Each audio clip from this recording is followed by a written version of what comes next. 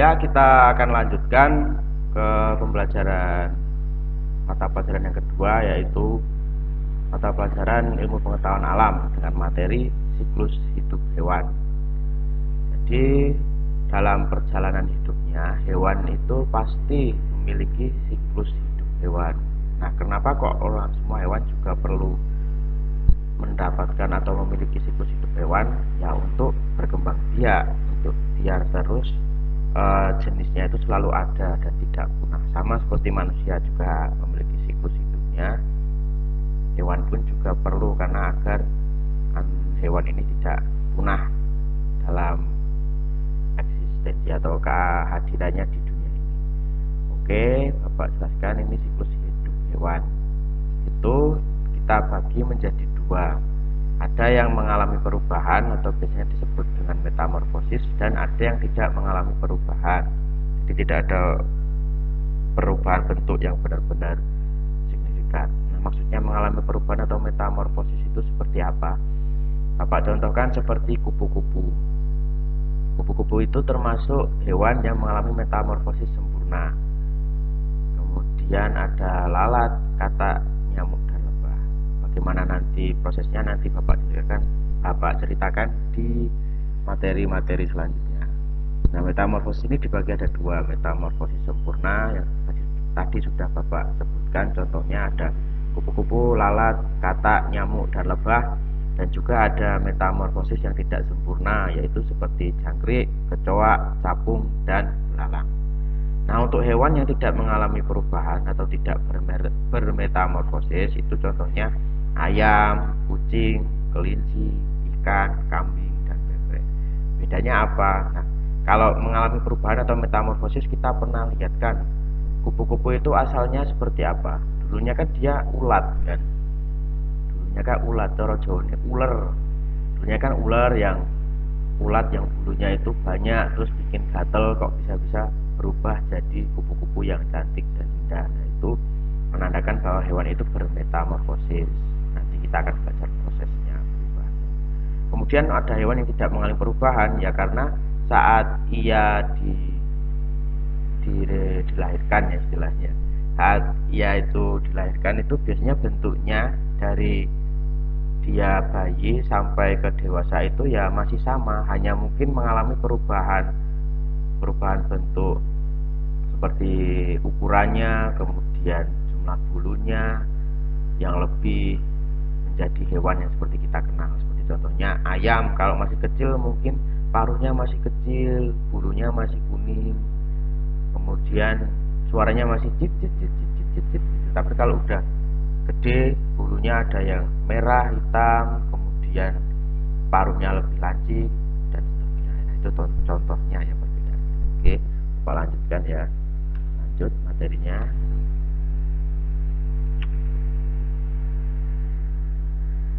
Nah, siklus hidup hewan yang tidak mengalami metamorfosis. Jadi ini Bapak kasih contoh di sini, yaitu ada kucing dan juga ayam. Hewan-hewan yang tidak mengalami metamorfosis. Jadi memang tubuhnya itu benar-benar nggak kelihatan jauh beda kan, bisa kita lihat di sini. Kucing kecil atau mungkin dari kucing dewasa dulu. Kucing dewasa ini melahirkan. Jadi kucing dewasa bereproduksi, kemudian dia mengandung anak-anak kucing. Nah, setelah dilahirkan anak kucingnya seperti ini.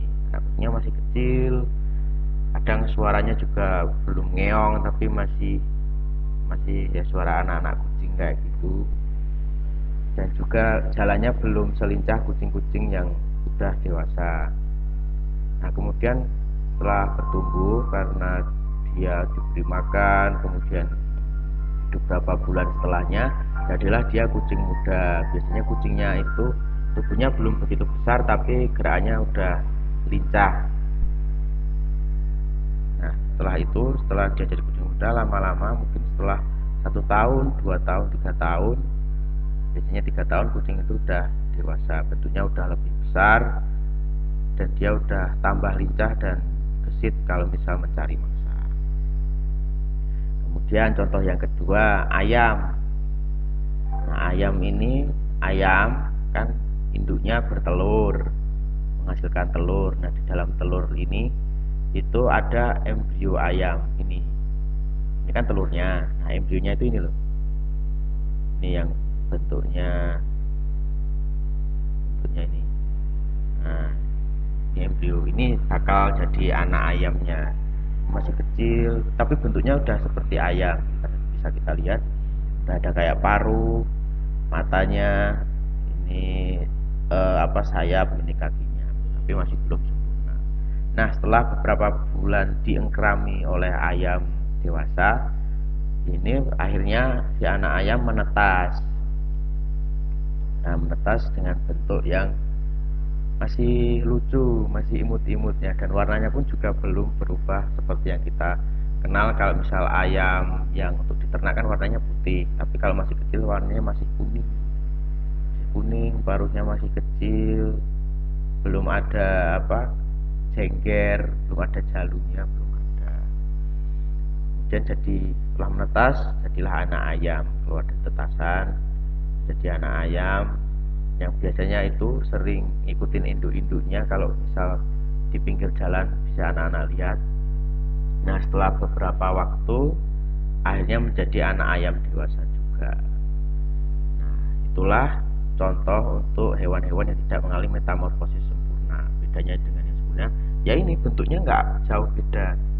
Kalau misal kucing ya bentuknya masih seperti ini, warnanya juga mungkin sama, hampir sama mungkin dengan induknya.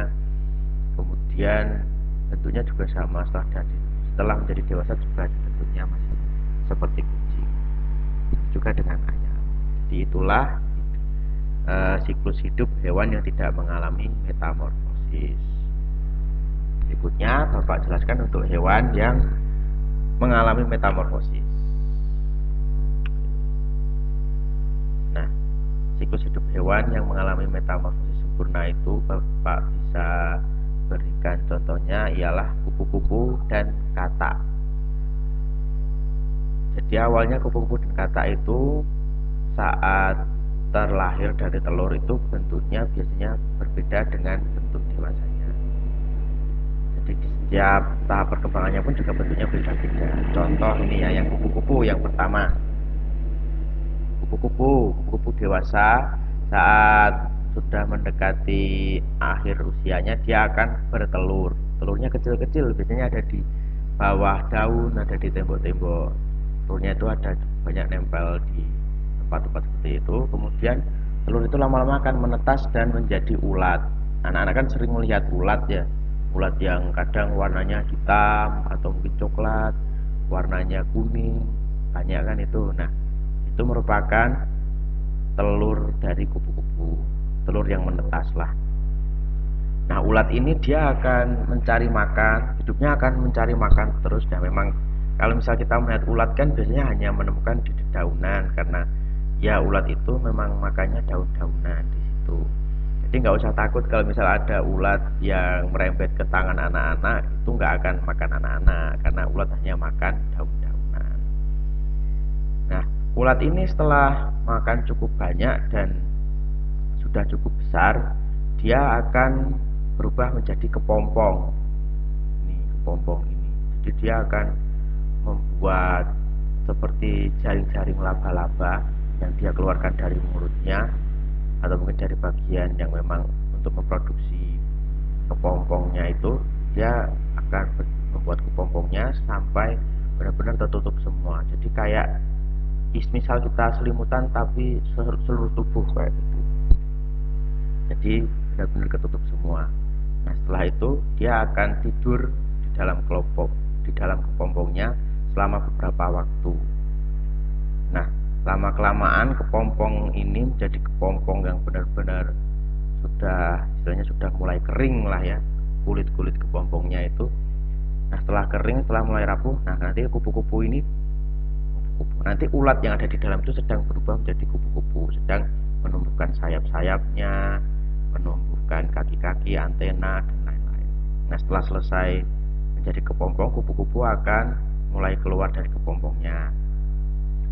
Butuh beberapa waktu hingga akhirnya menjadi kupu-kupu bisa terlihat cantik seperti dan bisa terbang sana kemari mencari bunga,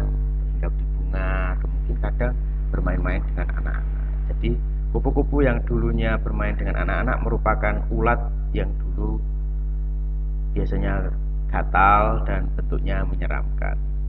Nah, itulah siklus hidup hewan yang mengalami metamorfosis sempurna. Begitu juga dengan katak. Katak pun juga sama. Dulunya katak dewasa ini bertelur, menelurkan katak-kataknya. Bentuknya masih kecil-kecil seperti ini. Kemudian kita akan melihat adanya kecebong. Artinya hitam-hitam yang ada di pinggir rawa-rawa itu. Nah, itu kecebongnya itu. Yang kecil-kecil yang mungkin anak-anak pernah mengambil, pernah mengira itu ikan. Ya, itu kecebong ya, yang hitam-hitam. Nah, kecebong ini kalau semisal dia berhasil tumbuh, nanti dia akan tumbuh kaki-kaki di belakangnya. Nah, setelah tumbuh kaki-kakinya, nanti kecebong akan berubah bentuk menjadi katak muda. Nah, bedanya katak muda dengan katak dewasa apa? Ini katak muda itu ada ekornya ini, masih ada ekornya sedikit, sisa dari kecebong dengan kaki. Nah, setelah katak muda tumbuh, terus akhirnya menjadi katak dewasa. Dan nanti siklusnya bertelur lagi, jadi kecebong, punya kaki, kemudian kecebong dengan kaki, kemudian jadi katak muda. Seperti itu terus. Ya, jadi itu adalah contoh untuk siklus hidup hewan yang mengalami metamorfosis sempurna. Ada kupu-kupu dan juga kecebong. Nah, sekarang kita akan lanjut ke hewan yang mengalami metamorfosis yang tidak sempurna. Kita lanjut ke pembelajaran materi ya. Materi yang selanjutnya itu ada ini, hewan yang mengalami metamorfosis tidak sempurna. Contohnya itu ada belalang dan kecoa. Belalang dan kecoa, hewan yang kadang kita takuti karena bentuknya ataupun mungkin kadang memberikan berikan kayak kecoa kan, misalnya kita pegang biasanya bikin tangan panas itu. Nah, itu kadang kita takut. Dan juga memang hewan yang jorok ya kalau kecoa. Nah, ini kenapa kok mengalami metamorfosis tidak sempurna? Karena perubahan bentuk tubuh yang tidak terlalu mencolok pada hewan muda dan hewan dewasanya. Jadi perubahannya itu tuh nanggung-nanggung. Kalau kupu-kupu kan tadi dari ulat yang bentuknya lonjong, panjang, tiba-tiba bisa berubah jadi punya sayap. Nah, kalau ini hewan yang bermetamorfosis tidak sempurna itu, perubahan tubuhnya itu tidak terlalu mencolok antara hewan mudanya, antara entah bayi kecoa atau bayi belalangnya dengan hewan dewasanya. Hampir seperti hewan yang tidak mengalami metamorfosis, tapi aslinya mereka ini bermetamorfosis. Nah, contohnya ada belalang dan juga kecoa ini. Jadi belalang yang betina itu memiliki telur, kemudian menelurkan telur-telurnya. Telur-telur ini nanti akan jadi kecoa-kecoa kecil. Biasanya untuk kecoa ada belalang-belalang kecil, biasanya itu banyak di rerumputan lapangan sepak bola. Bentuknya kecil-kecil dan lebih susah untuk dilihat dengan mata kita kalau misal tidak pakai alat. Nah, nanti lama-lama mereka tumbuh sampai menjadi belalang dewasa atau namanya imago.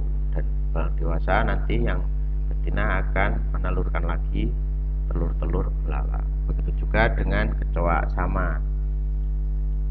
Yang awalnya dewasa nanti akan menghasilkan telur. Nah, misal kita melihat kecoa yang bentuk tubuhnya masih seperti ini dan bentuknya masih agak kecil, kan pernah ya pasti kita lihat. Nah, itu adalah kecoa-kecoa yang masih muda atau bisa disebut dengan nimfa. Yang belum ada sayapnya ini masih nimfa. Nah, bedanya untuk dewasa awal itu ada, dewasa mudanya itu ada sayapnya di sini. Jadi sudah tidak terbuka seperti ini garis-garis, tapi ada sayapnya. Kemudian berubah menjadi belalang dewasa dan siap menelurkan telur-telur kecoa yang lainnya. Itulah contoh untuk siklus hidup hewan yang mengalami metamorfosis tidak sempurna.